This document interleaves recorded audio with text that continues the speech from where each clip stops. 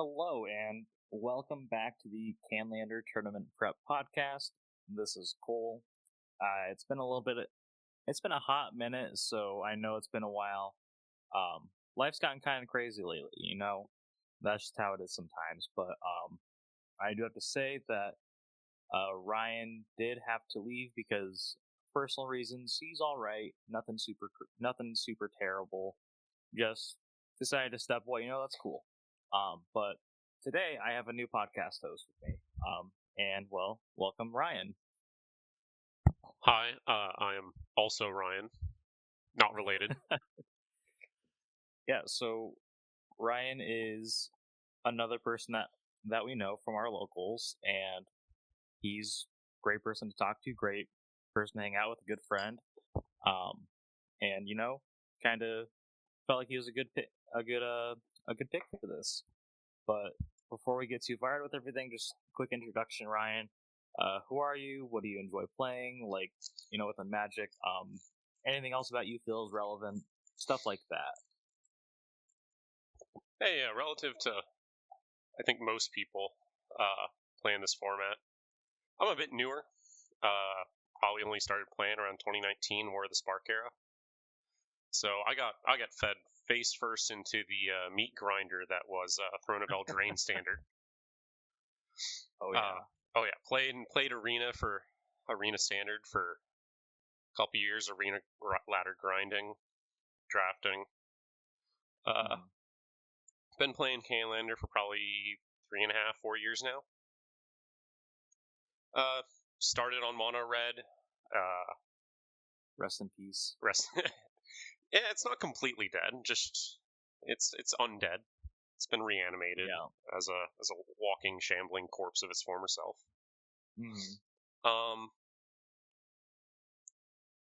Moved on. I've been playing miscellaneous aggro piles, some Gruul monsters for a while, Naya monsters. I've been playing Rakdos mid-range aggro recently. Also branched out, played Time Vault for the better part of 6 months, and I've been bringing that to tournaments. Yeah, and you did pretty well with it back in April at first turn, because you won that one, didn't you? Yeah. I think Time Vault has been the deck that I've put up the most results with in paper play, actually. Yeah, I mean, you put the time with the deck, and it's shown. But I mean, yeah, you've just done consistently well across the board. I mean, you're either making top 8 or you're bubbling out on like 5 to 6%, 5 or 6% or whatever.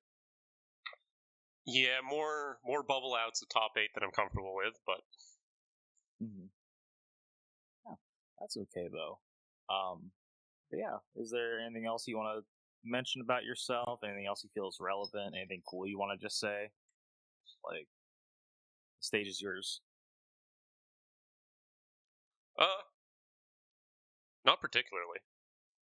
Okay, just that's all good. I really enjoy the format and like playing in these big events. Yeah, I think the same here.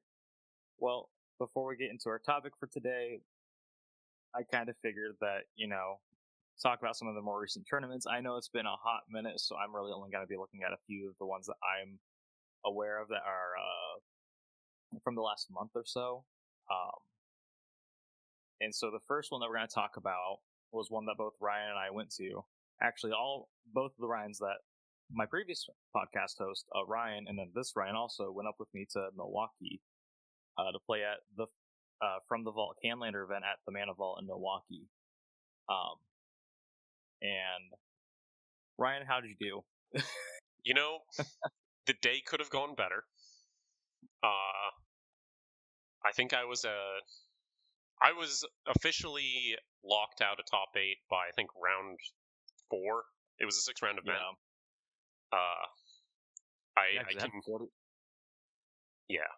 I think I finished 2 and 4 on the day. It was a rough day for me. That's okay. Yeah, no, it was a 40-person event, so we got to play 6 rounds. It was a great time. I made top 8 again with Jeskai Control. Ryan, you were playing Time Vault, weren't you? Oh, yeah. Yeah, I played Jeskai Control. I made top 8. And kind of to segue into that, the top 8 for this event. So the deck that won it all was Esper Thassa's Oracle. Naya then second play in from second through eighth. Naya monsters, medium red, Nadu combo, Jeskai control me, Paradox Academy, another Naya monsters, and Turbo Citadel in eighth. So a pretty diverse top eight. I think that seeing Naya monsters twice is kind of crazy, considering I always felt that Naya monsters kind of died for a hot minute there. Because people were like, why would you play Naya monsters? And people start playing Boros or like Grow monsters.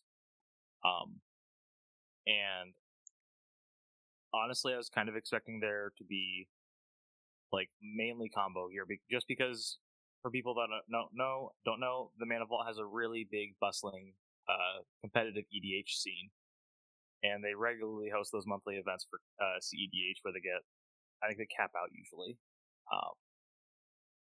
But yeah, no, super diverse.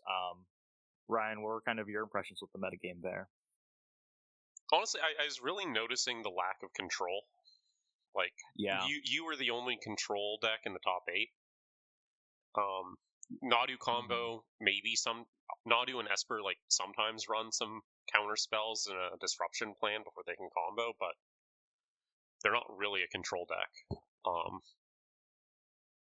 In general, just very, very little control, a lot of creature mid-range and aggro, and a lot of combo. Yeah, and like, those kind of creature mid-range piles, that's kind of where Jeskai shines anyway, so I did have to play against three in the Swiss. I did have to play against three combo players. I played against Time Vault, the Esper Oracle player that won, and then the Turbo Citadel player that was in eighth. But yeah, after that was like Rakdos and Jund, I think, and like, I mean, those kind of games are just like, those kinds of matchups are just kind of easier for me. But yeah, just because I think it was like me on control, and there was maybe one other Jeskai control player. Yeah, I didn't run into them all day. I ran into almost. I think I ran into a Nadu deck in one of my third rounds, and other than that, I think I was running into mostly like low to the ground disruptive decks. Yeah, that like, seems. Yeah, like some of these decks are mid range, but they're running enough disruption that it tripped me up when I was specking for combo. Yeah, and that was partially my fault because I was like, I think there's gonna be a lot of combo here, but I was totally wrong. And that's a good thing though to be wrong about, because I would hate to be playing against combo all freaking day. But yeah, the surprising thing to me is I didn't see anyone on Flash Hulk.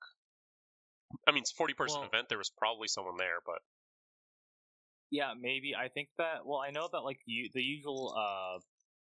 There's the Madison player that plays Flash Hulk, and he's won a handful of events over there. Yeah, he wasn't there today. I know there was like 4-color lands pile.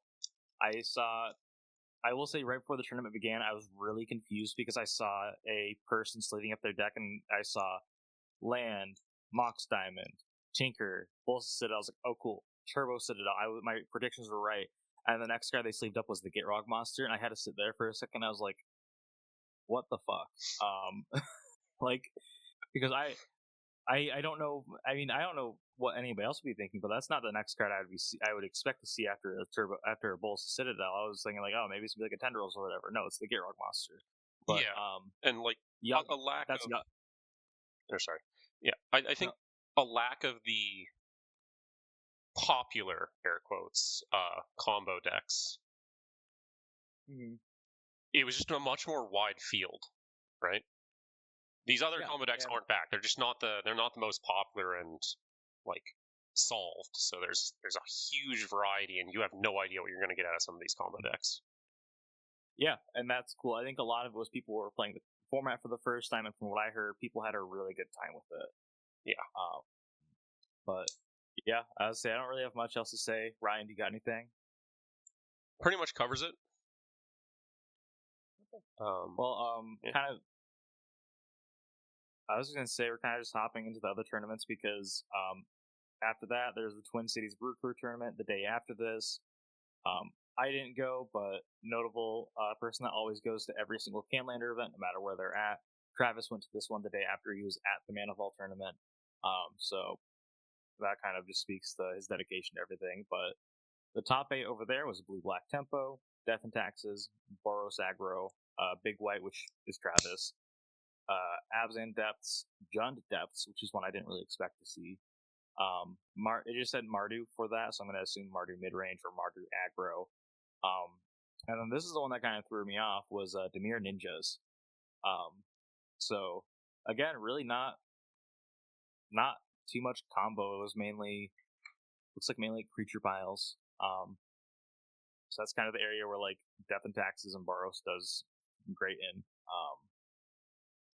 Yeah, and those 2 depths piles, not exactly traditional mid range, but they're certainly not a fast combo deck all the time. Oh, yeah. I think it's still cool seeing stuff like that. Just because I would expect an Abzan depths pile. I'm like, okay, that seems like pretty reasonable because you got like white gives you like Knight of the Royal Reliquary, I guess, but don't really know what else. And then I was like, Jund Depths. I'm like, I don't know what that gives you, but that seems pretty neat. The white and Abzan can give you Wargate, Enlightened Tutor. Well, they weren't playing blue. They weren't playing blue though, so they don't get Wargate. Oh, true. Yeah. Yeah, Abzan. Still gets you Enlightened Tutor. Yeah, still gets Enlightened Tutor and like Idyllic Tutor and like all that good stuff. Yeah, and then the next one I was like Merlion Games. That one's in the Bay Area of San Francisco. I think I don't know geography, so if I got that wrong, that's on me. But it was their first monthly. They had a pretty decent turnout from what I saw. I think there was like 16 or 17 people. I don't think it was like win a duel or anything like that. From what I read, it's like you got prizing based on amount of wins. But their top 8 was pretty different than what the Midwest is seeing. They had Doomsday Breach, Paradox, and going from first to 8th, Doomsday Breach, Paradox Academy, Bant Time Fault, Mono White D&T, Yawgmoth Storm, Naya Initiative, Blue Moon, Jeskai.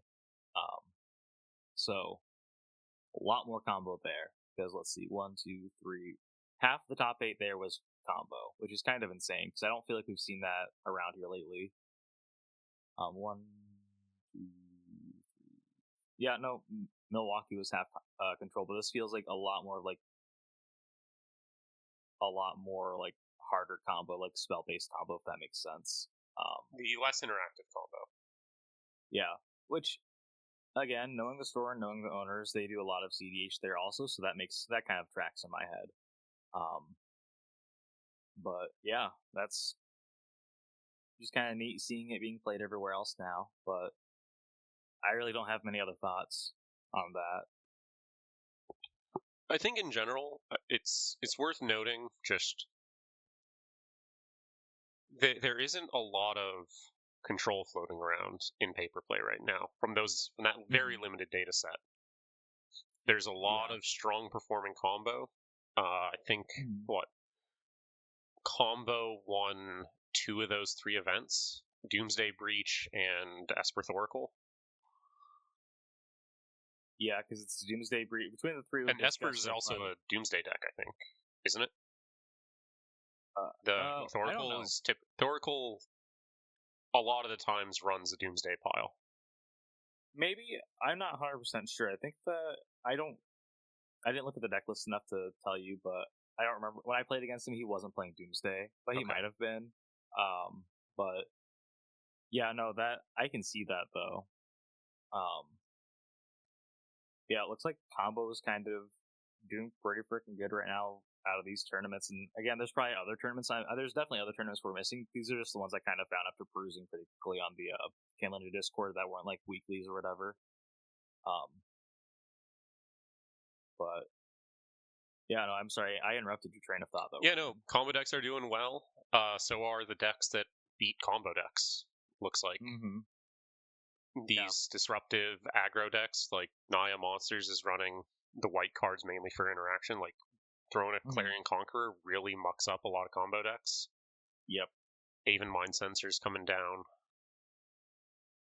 Yeah. And then you also get like the March of Otherworldly Light. You get stuff like you get Prismatic Ending, get the Thalia effects, just stuff like that. Also Cathar Commando, which is pretty good just because it's a flash threat that also stops a lot of the combo piles. But yeah. And then after that, so we had after the weekend after the Manival event and the Twin Cities event, there was another event at Misty Mountain Games, which we talked about. And so they tried something where they did a top 7 cut instead of top 8 cut. And from talking to people that went there, they said that it was done to discourage IDing into top 8. Which, whatever, it's fine. Like, I don't really have any positive or negative feelings about it. I just am kind of like, you know.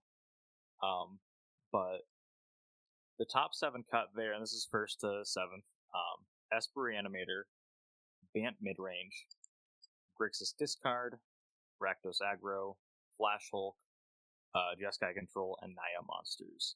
This is a lot more of like the creature piles. There's a couple of combo decks, but then you've got the one sold Jeskai Control player there again, which was not me. I'm not driving out to Madison because that's a 5-hour drive. Not doing it week back to back. But yeah.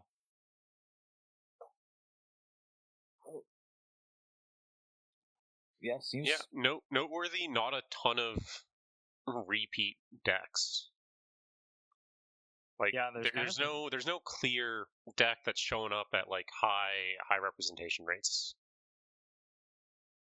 Yeah, maybe Naya, because I think Naya's in these lists 3 or 4 times, but it's not a ton for across 32 decks or 31. Yeah, and in that Bant list that got second, I remember I thought it was really neat. It was called Bant Glass Gear Hulk. So sounds like it's just going all in on that Bright Glass Gear Hulk package, which I think is more than reasonable. It's a pretty messed up card, and obviously it worked. Doing something right. Yeah, so I always like to see that kind of stuff. Ryan, you got any other thoughts before we kind of hop into the meat and potatoes of this podcast? No, let's jump in. Okay, so today our topic is testing for an unstressed environment, or getting prepared for an unstressed environment and why it's important. And this is what that means. It's kind of it just means that there's the format. Canlander doesn't have a lot of the larger events. It doesn't have a lot of the higher stakes tournaments, and it's kind of just the idea that if not a lot of it is happening, people aren't going to be as incentivized to brew and innovate and iterate on their decks because, there's not much reason to. And so in turn, you get a lot of these really, really weird pocket metagames. Like how Iowa was purely aggro for like 9 months, I think a couple of years ago. And I think that, Ryan, you remember this. I think there was one top 8 where every single player in the top 8 registered a Mox Ruby because they were on Red X aggro. I don't think it was Mox Ruby, but I think everyone in the top 8 registered a Mox. Yeah, which is still insane to think about.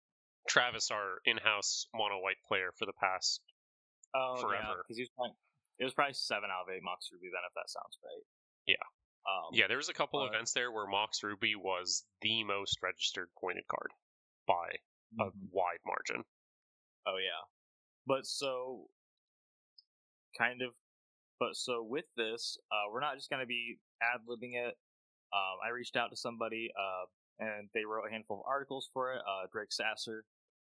He wrote some articles about data-driven kind of like, I'm trying to think here, experience-driven, theory-driven, and data-driven development for your decks. However, these were written for competitive EDH, but so we're going to be making those parallels to why it's important here, because when he wrote these, CDH was ultimately an unstressed format and very similar to how Canlander is now. But I threw out that name Drake Sasser just because I know some people are going to be like, I don't know who that is because I don't watch 60 card. He's a way better Magic player than I'm willing to bet good money on either me or Ryan. Along with being a commentator for Energy, and just being a good guy and very being well articulated and able to get his thoughts out in a way that makes sense, and holds up when put under a spotlight. And so with this topic today, I felt that these were pretty good things to discuss, even though they were written for CDH, because there's a lot of those parallels we can still pull from. And I will also just note all of these articles will be linked in the description for the podcast for this episode, whether you're on YouTube or Spotify. Hey, cool.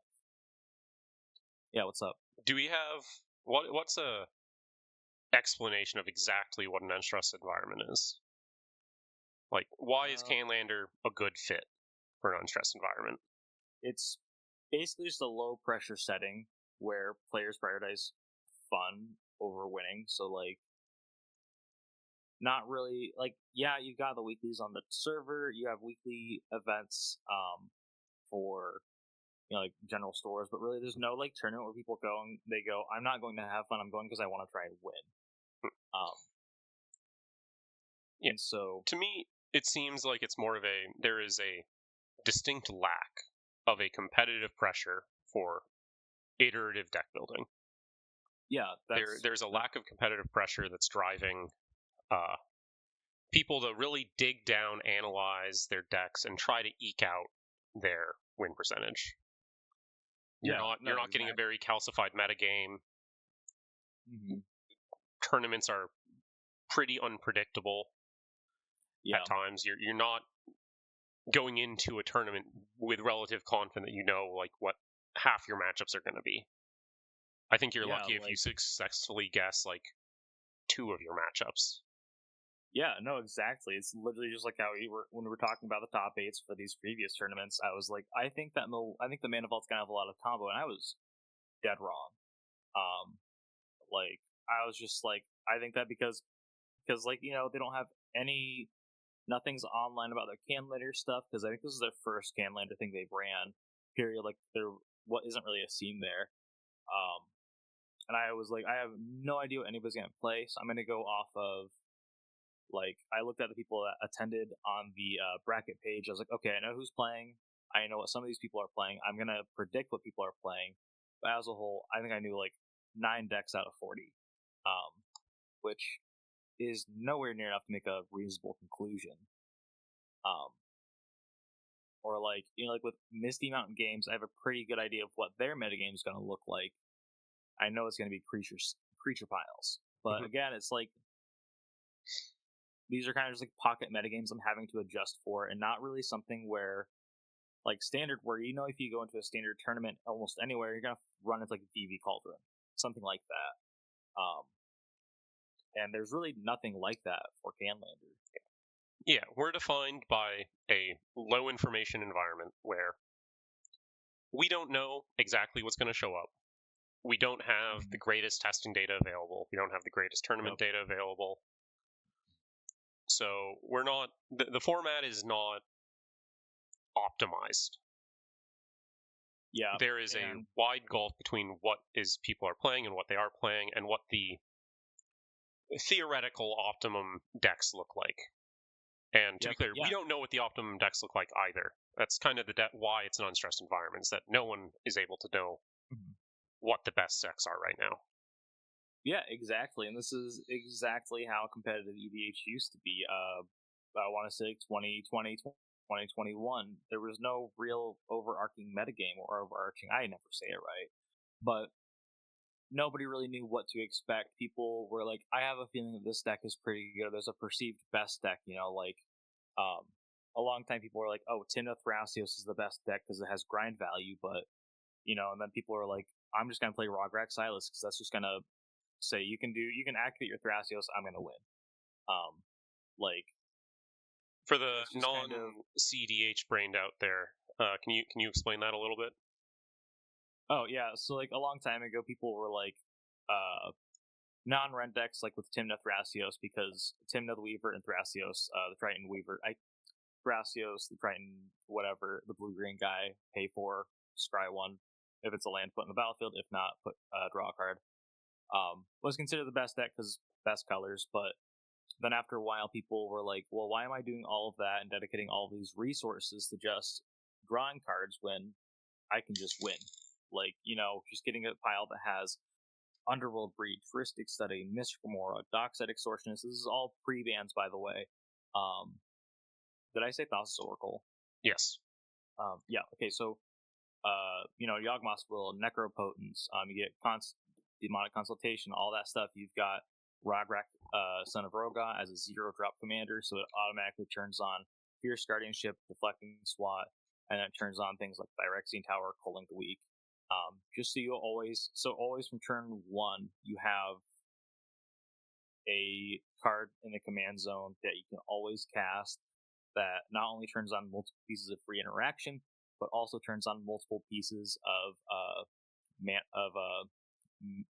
like rituals. And really until yeah. Go ahead. It seems like it's a deck that existed, and it just took someone finding it for it to start being played. Like the deck had existed for a while prior to it starting to see play.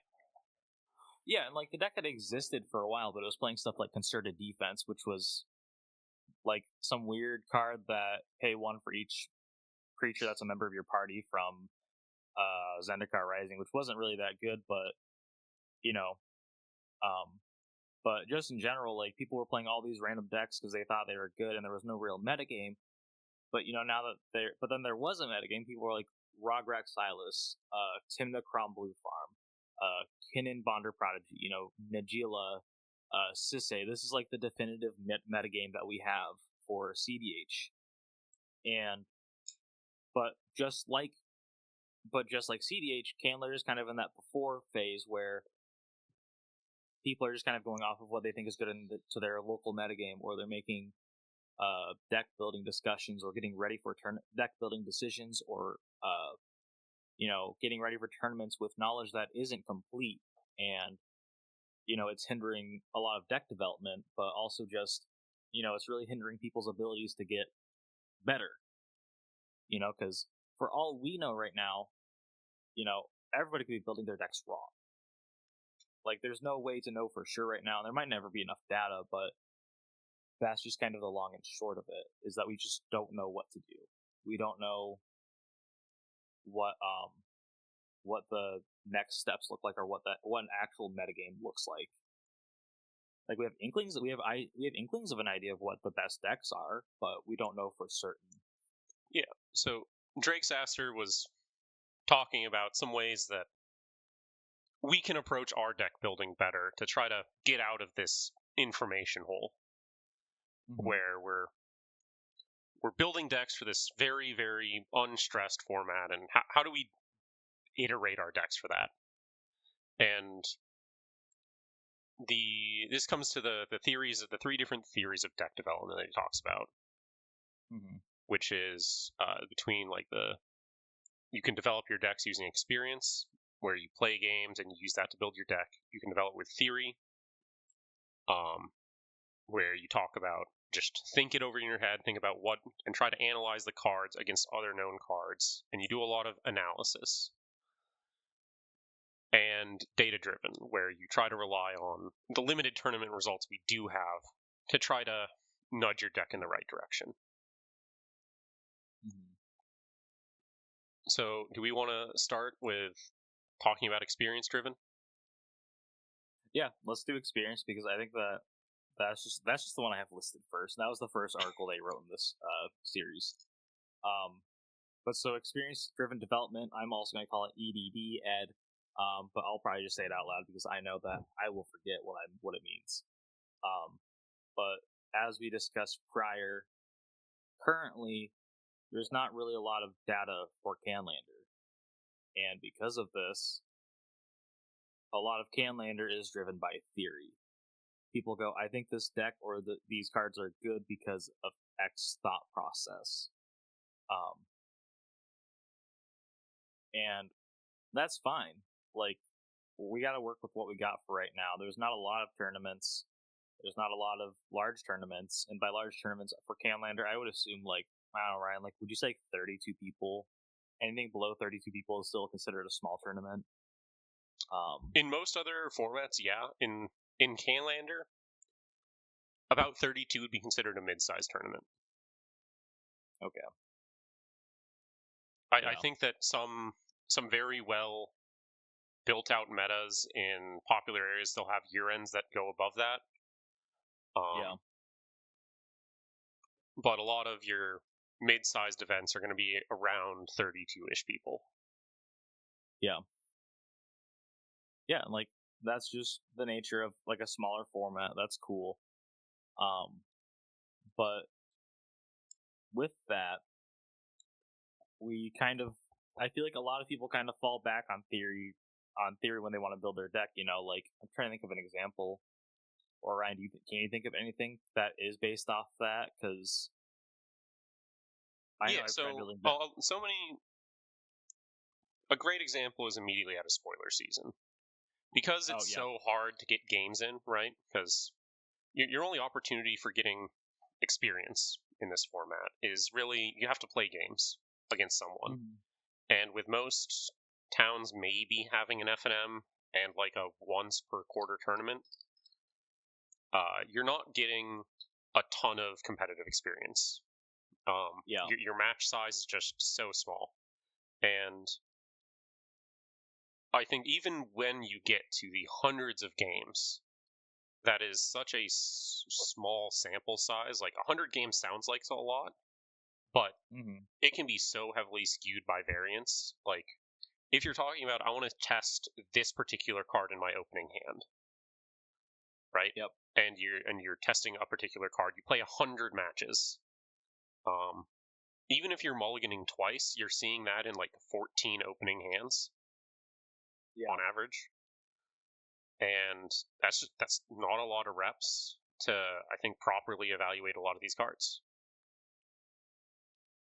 Yeah, no, exactly. And like that's why at least for this, like honestly, with spoiler season, you're like, I mean, we're talking about like JVP and Siege Rhino sucking, but honestly, just play the card, fuck around, find out, see if it's working.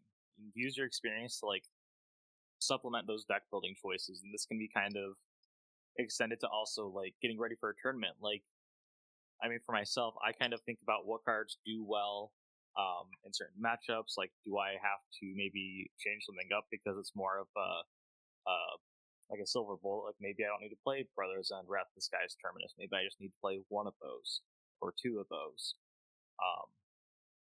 Like, and this is just kind of all like skills you gain after playing for a while, but you know, it's still just really applicable and just something that you can use in addition to theory-driven development to kind of get a better feel of what you should be doing when really you're just going in blind into everything. I mean, like you ultimately, experience can tell you a lot. You can get a lot from just playing with a card. There's so many cards that go through spoiler season. They're either written off or they're hyped to no end, and then you end up playing with them. And like if you draw them in 5 matches, you're like, and you say, okay, this card is performing significantly better than I thought it was going to. No amount of analyzing the card is gonna show you how awkward a card is to play in practice, or just how deceptively powerful that ability actually is. Yeah, I think Broadside was a good example of something that people are like, yeah, this is strong, and then they played with the card, and it really overperformed expectations. Yeah, and I mean, I think that's perfect. Like, you know, just playing with the card, figuring out what to do with it. Like, you're gonna learn if a card is good or bad or not. Like after a little bit, like obviously you'll have to play a handful more games than like 2 or 3 games and against more than 1 or 2 decks, but like it's okay. Like I think that at least for you and me, Ryan, because there was a point in time where you and I were playing the Time Vault versus Jeskai matchup. I think at least 4 times a night, anywhere from 3 to 5 nights a week for like 3 months. Yeah.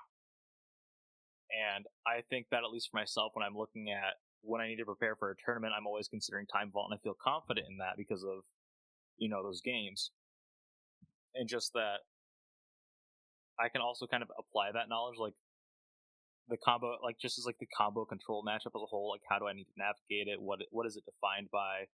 Um, and not really the silver bolts, but like what cards am I looking for? What kind of cards am I looking for? Stuff like that.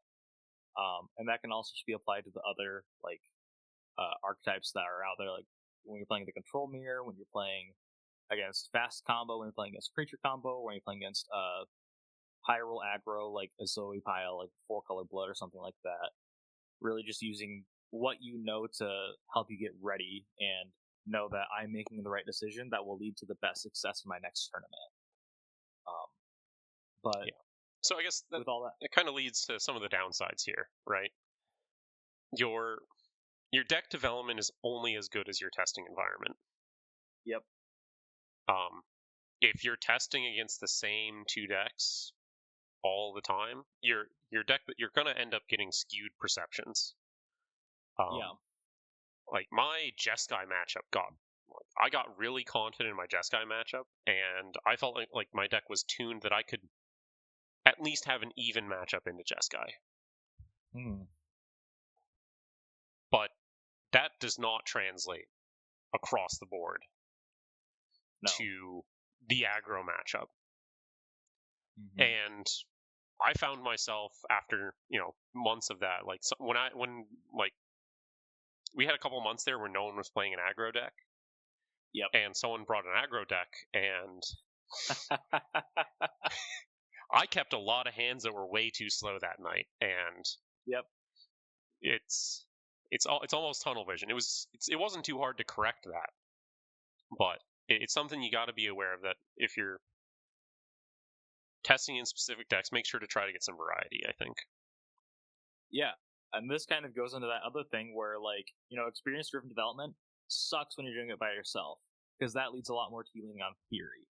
It works best as a collaborative effort rather than a solo one, because, like, if I'm playing against Ryan, but then I'm also playing against Zoe and she's playing aggro piles, like, that's twice as much information and experience I'm getting, getting ready. Like, this is why, like, when we look at like 60 card teams like the pro tour and players like that, they have like dedicated houses, and like there's like 7 to 8 people on a team, and they're just constantly trying stuff out, and they're able to narrow in on a strategy that works the best.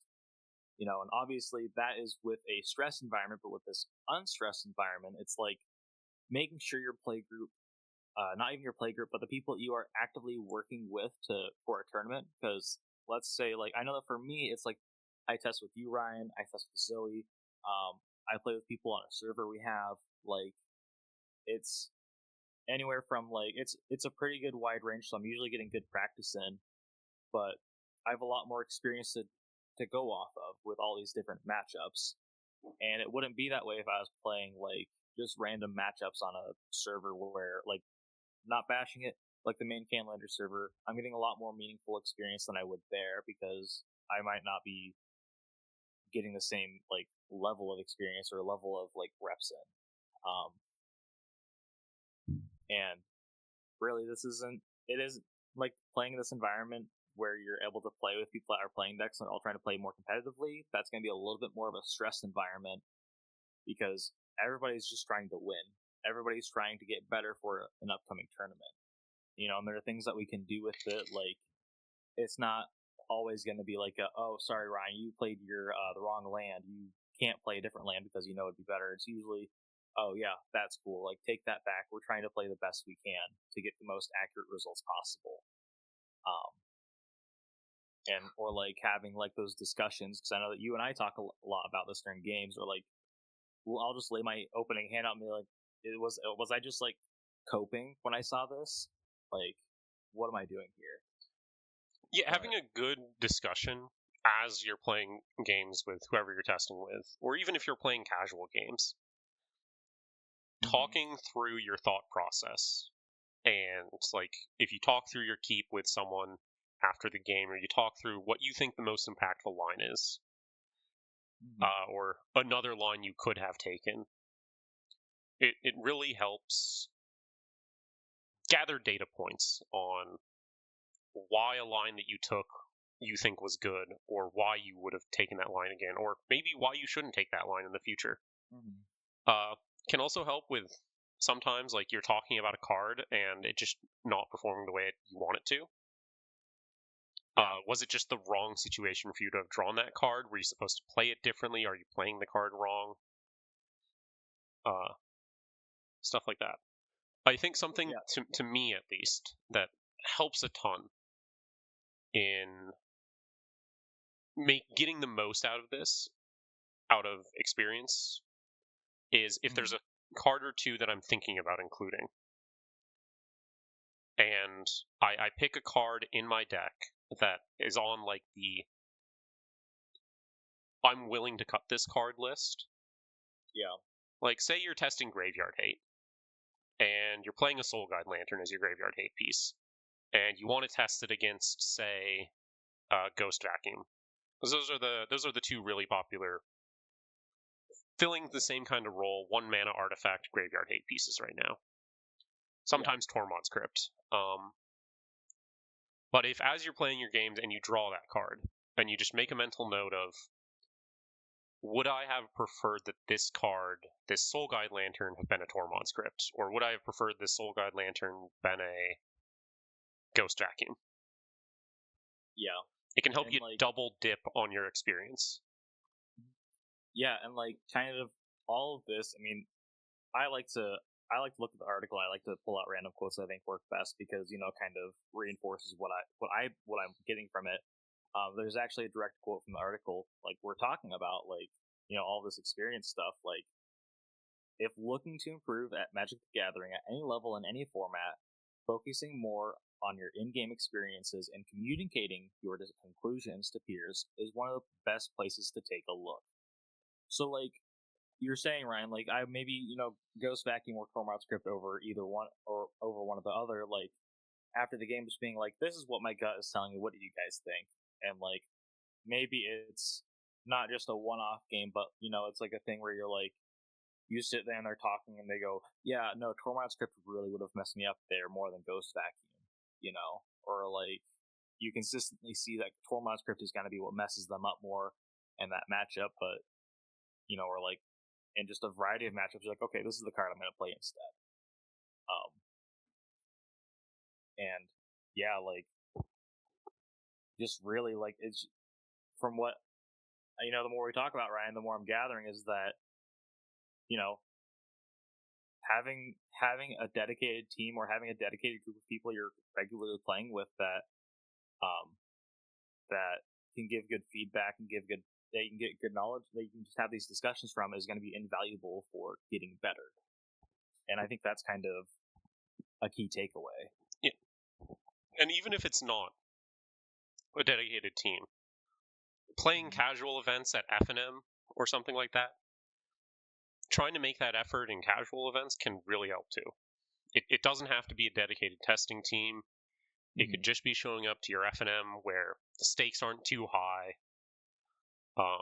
It's usually a fun, casual environment. So there's really no harm in trying to talk to your opponent about your deck.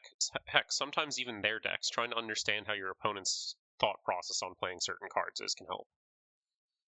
Yeah, because I mean, the other thing is that sometimes you might just not be thinking about things in the same light as your opponent is, or there's gonna be a different thought process for playing cards.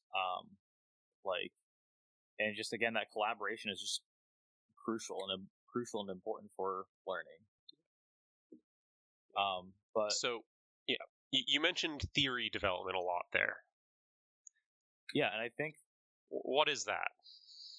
Okay, so the next article that Drake talks about is theory-driven development, which I think is going to be a lot easier for people to grasp, in that it's, you sit there and you go, I think that Tormod script is better than Ghost Vacuum in my deck, and you leave it at that. You put it in your deck, and then that's all your justification. Like, or for example, when I was talking about the Mana Vault tournament, I was like, I think this tournament is going to be mostly combo because people play a lot of CDH here. That's theory-driven development. It's just looking at something, making a claim, maybe because you don't have data, you don't have time, or you don't have the resources to go through that process for learning, and you have to really base it off of theory. And this is, I know it sounds pretty straightforward, but it is relevant, but this is what the majority of Canlander is right now, because there's that lack of data, as we've been saying this entire podcast. There's not those stressed environments. There's not that many large tournaments. And a lot of those tournaments that are happening, or a lot of that competition that is happening, it's mainly a casual thing. Like, it's really low stress. There's not a lot on the line. Yeah. And it could be you even saying, looking at your deck, saying, I don't like the number of hate pieces I have against this combo deck. I think I'm weak to it, because I'm only running 4 interaction pieces for this deck. Yeah. To improve this matchup, I'm going to include 2 more interaction pieces that hit that deck. Could be, like you're saying, I don't like my Breachstorm matchup. I'm already running Boseiju, Abrade, and then 2 others. Yep. I'd like to include, I think, a return to nature effect, or like a Canker Bloom. I'm gonna include Canker Bloom in my deck. Yeah. Or even like Force of Vigor. I'm gonna include Canker Bloom and Force of Vigor to shore up my artifact combo matchup, whether that be Breachstorm or Time Vault. And these 2 cards will make that matchup better, and I think that is worth the trade-off of cutting these 2 cards. Yeah, and before we even get too far into this, I'm gonna say that I dislike solely using theory-driven development, because I think it leads to so many bad habits, and it leads to such a skewed perception of not only deck building, but also the format as a whole. Like, it just kind of feels like to me you're kind of winging it. Like if you're just saying, I think this is what's happening, and you don't go any further into it, like, what's the point? Like, it's fun to look at it, but I think that it can be unfortunate.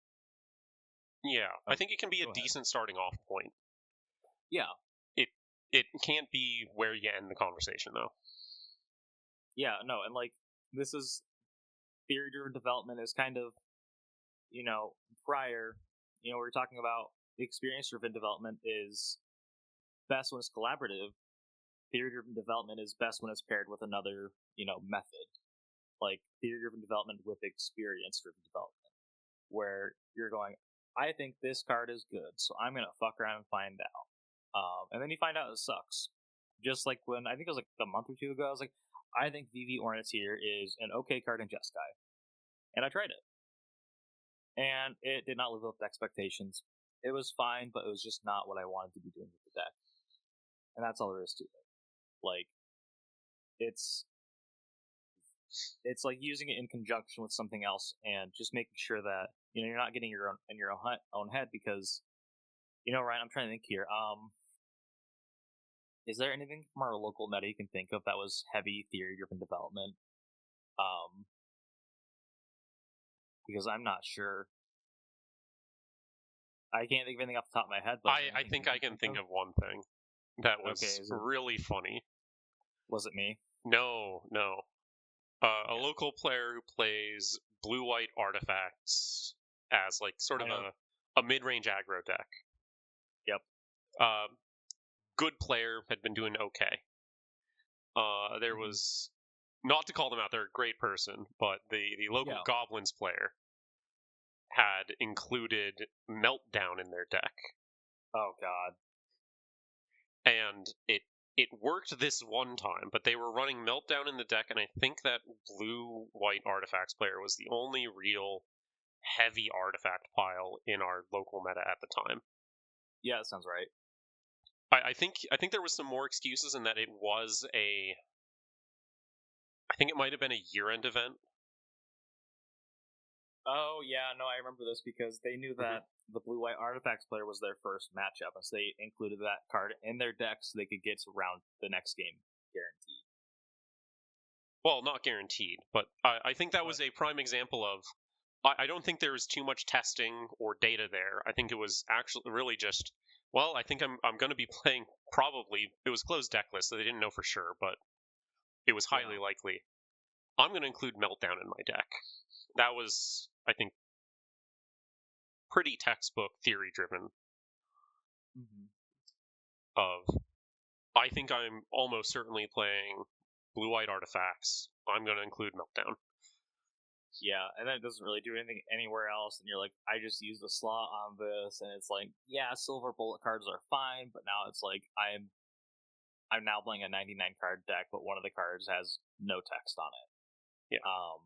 In that case, I think it was a reasonable move. Yeah, like he was like, I think that I'm going to play Meltdown because this card will drastically increase my chances of winning this matchup, so that I can progress further in this year end. It's like I understand that the cost is that it is not as good against other piles, but I'm willing to do that because I know what my next matchup is. That's kind of like the going theory driven development, but then also with the experience because you already know what's going to be happening. And you know that overall, this card generic historically Meltdown really does well against artifact decks. Yeah, typically a good card to include. Yeah, but like if you're solely relying on theory, though, you're gonna get into your own head. Probably you're gonna tunnel vision on specific things. Like you were talking earlier, like I want to play this card because it does great against Underworld Breach, and then you ignore everything else. Like it's like, well, what the hell is the point? Or you're looking at it when you're every single time you draw it, you're looking at it with the bias of why you're including it. Like I'm playing against a lot of Lotus Breach, and Tormod script is great, so I'm just gonna include it. Period. But you're not really looking at the downsides of why you're adding that card, and kind of going into like preparing for a tournament, you're like probably have your thought process is probably gonna be like, I'm expecting a lot of combo, so I'm gonna play like I'm expecting to play against a lot of combo, and I will ignore the aggro matchups because I think I'm not gonna play against that. And well, Ryan, you found out what that does already. Oh yeah, it fucks you up. Oh yeah. Don't make the same mistakes. Yeah, and so really that's why it's just so difficult to test because we have to go off of theory driven development for Canlander and getting ready. Unless there's like prior tournament data, or if you can somehow sneak your way into finding out what the local meta game is, you really just have to make guesses and go off of like, I know what my deck is supposed to be doing, and I know what I'm supposed to be doing, and so that's what I'm going to base everything off of. Yeah, and all this bad mouthing of theory it's not just bad mouthing. These are the risks, but it's still super necessary and super important, especially for early prototyping of decks. Mm-hmm. Like anytime you see a card in spoiler season, you're engaging in theory. Yeah, like when people are like, I don't know about Psychic Frog, that card doesn't seem that good, or what other examples do we have written down?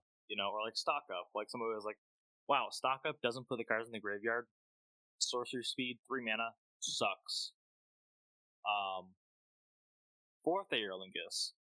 I don't remember anybody talking about this card. I could have also just been blind though. If I recall, it was definitely talked about, but not in like some of the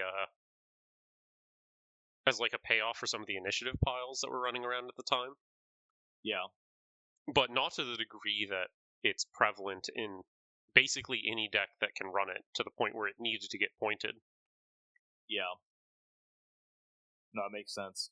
And then finally, I don't remember people talking about Abhorrent Oculus. I think people were like, "This seems okay," if I remember right. And I remember picking up one for $8, and then it got expensive, and now it's being played everywhere. And now people are saying that Turn 2 Oculus is just unbeatable, even though that doesn't really happen. But yeah, it's just kind of like the thing of like looking at stuff and making conclusions before you even play with it. Like that's not beneficial to anybody. Like I don't know about you, Ryan, but as soon as I see a card that's spoiled, I'm like, this card seems pretty good, or this card seems like pretty mid. I'll just print it out the PDF image I find and just start testing it right away. Because I'm like, I want to know if it's going to be playing out better than I think it is. But yeah, I think a lot of times what we try to do is we try to compare it to other cards that we have played with. Yeah. That's why you see so many times when people are talking about cards. This is like X, but slightly different.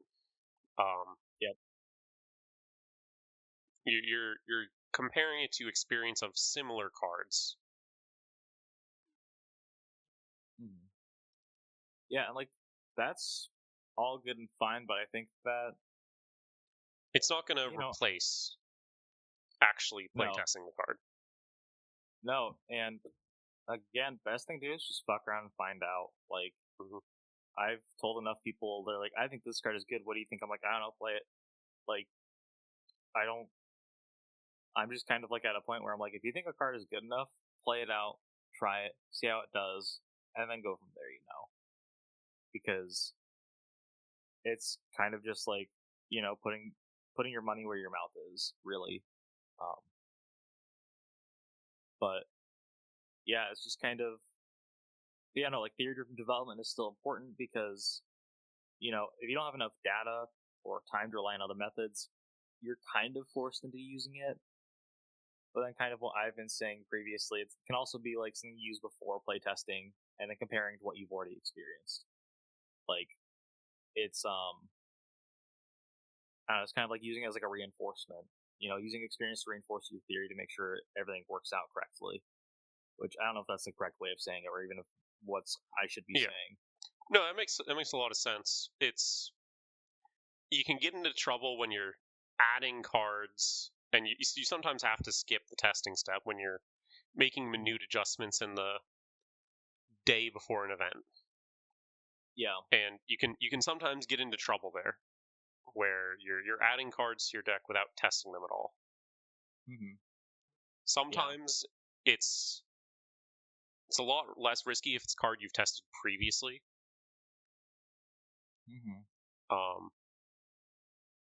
But there's always some risk involved, and you're not operating with full information. I tend to be a lot more hesitant about making changes in the last day of the last couple days without any playtesting. Yeah, like off of vibes. Yeah, no, I don't make changes to my deck list the week prior to a tournament. I am also a much more skeptical and stubborn person when it comes to testing and like what I want to be playing. And I mean, I've flat out told people like, yeah, that's probably the correct card to play, but I don't know how to play it, and I don't know how it does in certain matchups. I'm not including it because I just don't know what to do with it. But yeah, and that's kind of like kind of the thing is that with all this being said, like theory is still useful, and it's the fastest method, but it really shines when you use it in conjunction with something else, and that's just true for all of these ways of developing not only your decks but also how you approach preparing for a tournament. They're all best when they're used together. And relying on any one by themselves can lead to issues and problems that are kind of difficult to take care of. I think we should talk about the last method here that Canlander doesn't have a lot of good sources for. So do we want to talk about the few amounts of data we do have available? Yeah. Do you want to take point on it? Yeah, sure. So obviously for Canlander, we don't have extensive tournament metagame results. Mm-hmm. There's a lot of weekly events where you can see what's performing at a local FNM. A lot of local FNMs don't have the largest size, so the top results from those are often pretty subject to variance. You kind of got to look at macro trends there. When you can also look at the large events, and you might have 2 to 3 per month that have category like logged results and have top 8 deck lists available. Mm-hmm. So you got to try to use those as best you can. There's not a large enough sample size to draw definitive conclusions from, but you can look at, say, colors of decks being played. You can notice that there's a lot of black decks in the meta, or like that in the top 8 of certain events, every single deck that made top 8, or like 7 out of the 8, all played black, for instance. Yeah, and before we get too far ahead, this article that we're down to the last article that Drake wrote, and it's about data-driven development. So, I would say I can't remember if you mentioned that, Ryan. So I just was like, okay, we need to make sure we're all on the same page real quick. Oh yeah, yeah. That's all I had to say. Yeah, so it can help you determine, especially like what kind of cards can I expect to be playing against. Like if you look at the top 8s, say of the previous event that took place at a like if this from the vault Milwaukee event was difficult because there weren't any prior events at that location. Yep. But if that Madison tournament that we looked at, look at the previous results from that event. What are people playing there? You can figure out. Well, last time this event happened, there were a lot of black-based combo or tempo decks. I should be considering that there's probably going to be opposition agent around. There's probably going to be a lot of hand attack running around. Yep. So I probably need to make sure to test against decks that are going to be disruptive against my hand, and that are going to try to tutor with the black combo decks, for example, are going to be trying to tutor out fast combos.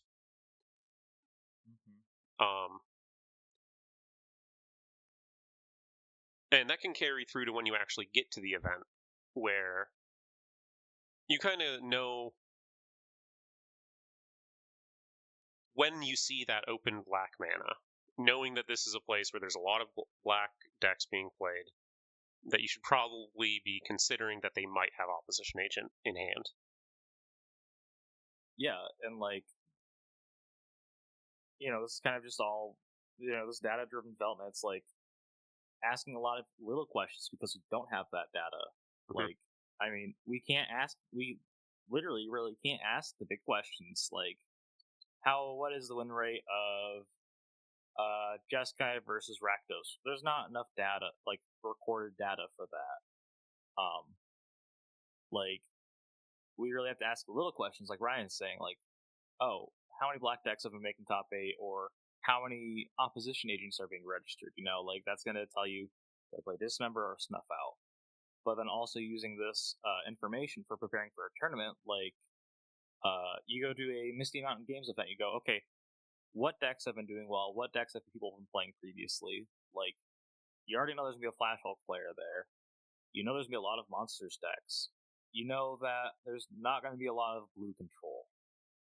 So, what does well into all of that, Like, and really basing your decisions off of all of that, because, like, that's going to be how you do well, because not only is we don't have that data, so just being able to look at it and just learning, that's like how you're going to make these decisions, and that's how you're going to win more games and win more tournaments. But again, like, this is kind of important to use with everything else, like the experience stuff. Like, You can be like, well, I know that, you know, D&T has not been doing that well into, I don't know, some random deck. So, like, but I like playing D&T, so maybe I need to consider not playing D&T. Stuff like that. Or you say, I expect this deck to show up a lot more prevalently, and I know there's not a lot of control. Are there any of the Yeah. cards I'm currently playing that really help me versus control that I can cut and replace with cards that help me in that troublesome matchup that I do still want to play D&T. So can I metagame this by cutting these anti-control cards and replacing them with anti-combo cards? Yeah. And, it's kind of, and then you go, okay, well, if I can do this, then I have to actually try it out in an environment and see if what I'm thinking holds up, because that, like, let's say, like, that you're gonna be playing a sloth combo. You want to play March. You want to play something else. What other white removal is there? You want to play another disenchant effect. You're like, will this make it better? You're like, I know that historically these cards do well, but if I play against it, will it make that much more of a difference? Will it improve my win rate? Will it decrease my win rate against other decks? Like, now you're kind of getting to the theory, and then you've got to get into then you go into the experience-driven development, and then it kind of all starts rolling together, and everything starts going great. Because now you're using all three forms of this together to make informed and better decisions. Yeah. But yeah, it's just like data-driven development for our format is going to be the most difficult thing to do, though, because we can't pull data from. We don't have a lot of data, and it sucks because I think it'd be really cool to have a lot of data, but that doesn't mean we can't pull conclusions from little questions. Like, because at the end of the day, if you can't ask the big questions, ask as many little questions as you can, because then you get at least something to go off of. But yeah, every little bit helps, especially when you can diversify your sources of information. Yeah, You're gonna get it's gonna be a less chance that you get sucked down a wrong train of thought, and you end up juking yourself out and getting in your own headspace and then making the wrong decision. Yeah, and like that's gonna be the best thing, because I think that I've seen it time and time again. Magic players will play in their own little metagame, find out that these cards will well, and they go into a tournament, and none of that translates because they've been working off the wrong preconceived notions or assumptions. And then they get discouraged and they don't want to play, but that's a totally different discussion. But yeah, no, like, if you look at the data-driven article, there is a little visual that will help you out. And it's a little deck development cycle triangle.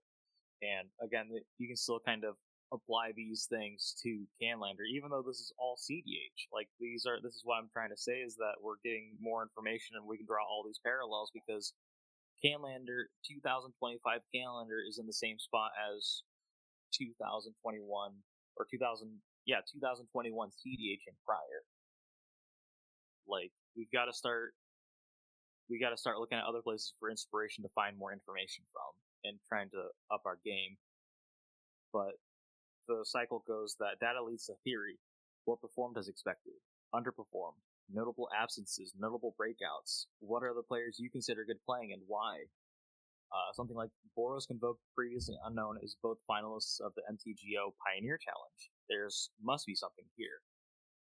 And then theory leads to experience. Based on my assumption that W is the best deck, I want to try X because I think X can beat it. It's still a decent matchup against the field. I think this new technology that Y is playing is going to be a good in my deck as well as I want to try it. I think Z is underperformed because it's built wrong. The new approach is worse than the direction it was going before. Example: Pioneer has not had a powerful, explosive aggro deck before. Is Boros Convoked the best deck in the format, or were players just not prepared? And then experience leads to data. I beat W with X a bunch while playing, but lost a lot to X to Y and Z. This new technology Y is playing helped some, but wasn't enough to make the W matchup feel positive. I rebuilt Z using an approach I thought was better, and the deck performed better for me than the previous approach. Example, lost a lot of not close games with Boros Convoke against prepared players, but beat the snot out of unprepared players. When the tension is on the deck, it feels targetable and beatable despite the apparent power level. And yeah, that just kind of goes into it all. Like, that kind of goes into the same things we've mentioned before about how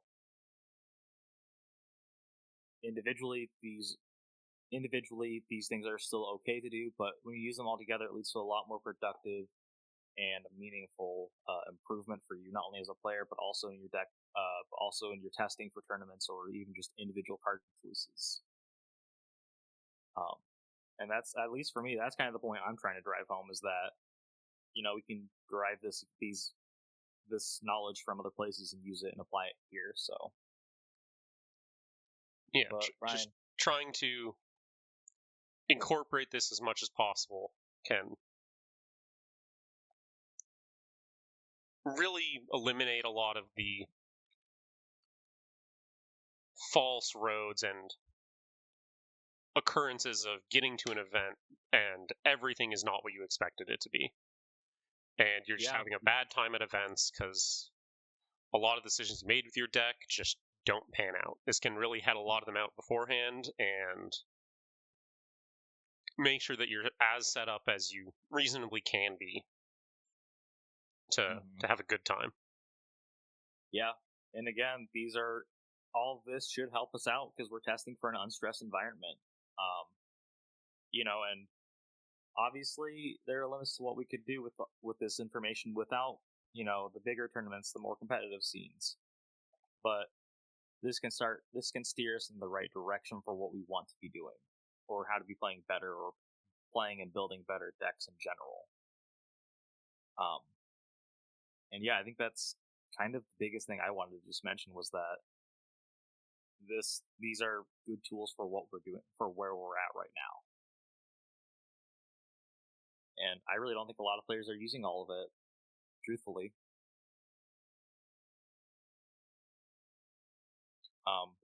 Yeah, right. Not to say that doing this means that you need to abandon whatever deck you're currently playing.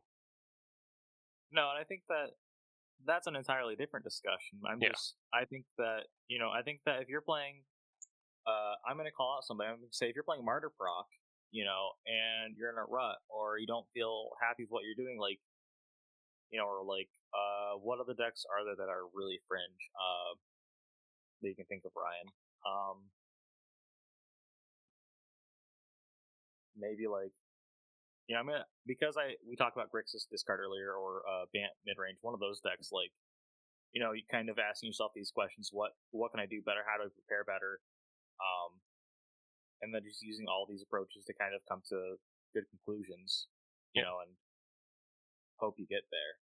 Because those decks might be breakout decks. Mm-hmm. They might be having a good event. They might have metagamed really well. Yeah. And I mean, we just don't know, though. Yeah. I think that, again, I think that aside from all of this, just playing the deck you like playing for the format is going to get you a really long ways, But I think there's a way to making not only your deck, but also your playing,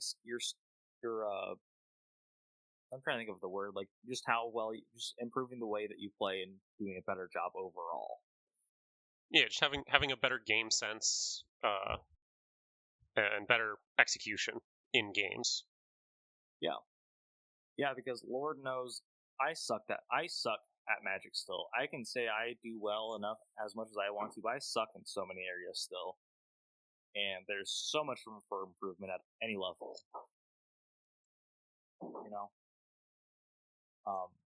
But yeah, I think that's about all I gotta say for this, Ryan. Is there any other thoughts you want to do before you do that outro?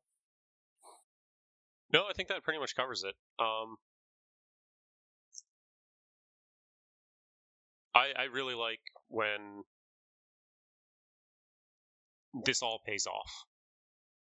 Oh my When gosh. it is such Yeah. a satisfying feeling when you draw that card that Hmm. you spent time testing and you weren't sure if it was right, and you played it in enough games, and then you draw it in a tournament and Yep. it wins you the game. It's super Oh my gosh. satisfying.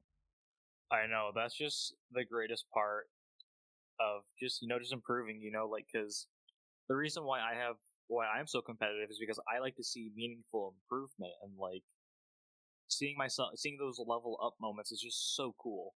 Even like, not even like in myself, but like, my wife learned how to play Magic a few years ago, and so she doesn't play, but we've been busy with a lot of life stuff lately, and that's fine. And also she's admitted to me, she's like, I can get way too deep into this, and I don't need to do that right now. I respect that, but seeing those level up moments in her like was really cool because I saw her going along the same learning process and the path that I was able to learn from, or like even like our local meta game, like seeing people learn and seeing people do well. Like when Ryan, like when you won that one event, I was like, that's so cool because like you've worked on this a lot, and I loved seeing all of that effort pay off.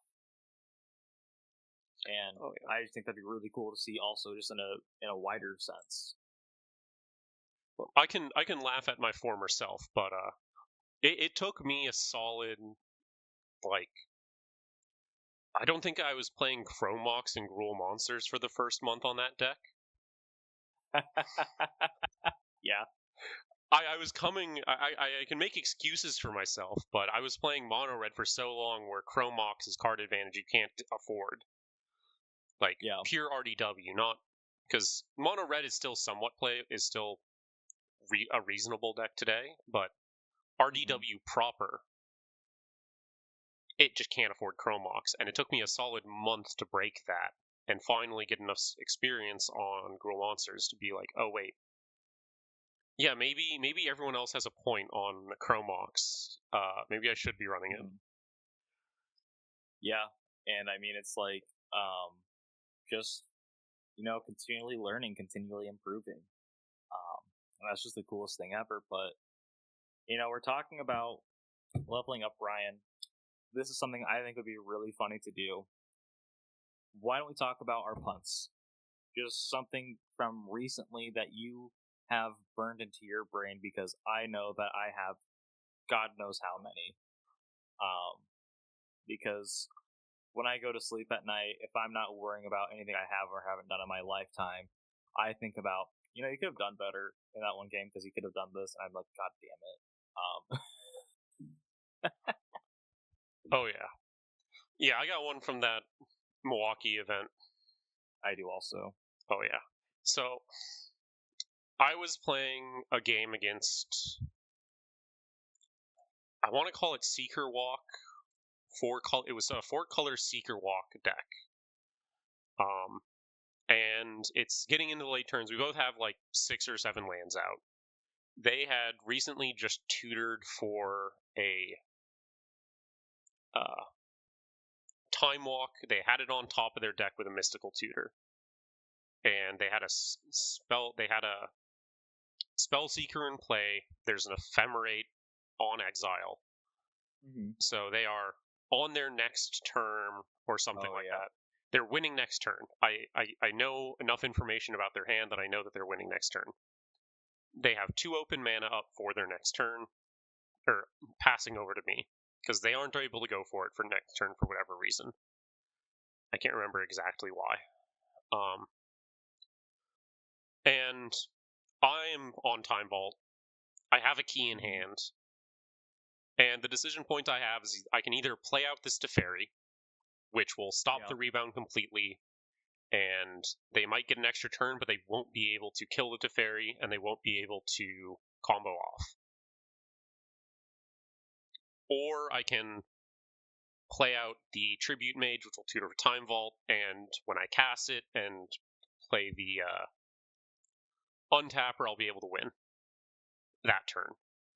I go for the kill into the 2 open mana. I've seen counterspell magic out of them before, and I got punished so hard. They had the counterspell. Oof. They had a spell pierce for me, and I did not have enough mana to. I had exactly 2 mana, so I could pay for it, but I didn't have enough to activate the key. That sucks. Yeah. Whereas if I play the Teferi, they're unable to ephemerate. I can just wait another turn, and I'm in a much better spot to win than being actually just dead. Yeah, and that's like all stuff. Because I remember we were talking about this, and this is just stuff you see in hindsight, or like, you know. I got tunnel visioned in the moment on. I have a kill line. Yep. I didn't really fully evaluate the. I didn't fully evaluate the Teferi line to figure out what are the chances that this actually stops them, and can they do anything about it. Yeah. Oh, I get that. I know that. Just recognizing that stuff is important, looking at it later on, but damn, does it feel bad. Yeah. But that's okay. That's part of the learning process. Sometimes you just gotta fucking face plant to the asphalt to get better. I know that during that same tournament in my top 8 game, we're on game 3. My opponent was kind of messed up on lands, but I was sitting pretty, and my hand was like Brainstorm, Flame of Anor, Snapcaster Mage, and I was like, I'm pretty much set on this. And they got the initiative with White Plume, and I'm sitting there. I brainstorm, and it's like land, Solitude, solve the equation. I'm like, okay, solve the equation, get Mystical Terminus, or no, it wasn't that. It was just something where if I had sequenced my top cards correctly, I could have saved 5 to 6 damage, but I didn't. And that 5 to 6 damage killed me before I could stabilize, because then my game plan was I could wipe the board, and then I could Flame of Anor, kill their threat, and then Snapcaster, Flame of Anor, kill their threat, take back the initiative, and I'm sitting back with a handful of counterspells. And they're top decking at that point. And I just didn't do that. I think I just Solitude killed their guy past, and I was like a couple turns too late, and I died to combat damage before I could do anything relevant. But it happens. Like, this is stuff where it was a long day. I didn't play correctly because, it was like, I'd been playing for like 6 hours straight at that point, and, this kind of stuff just happens. This is stuff you get better at with practice.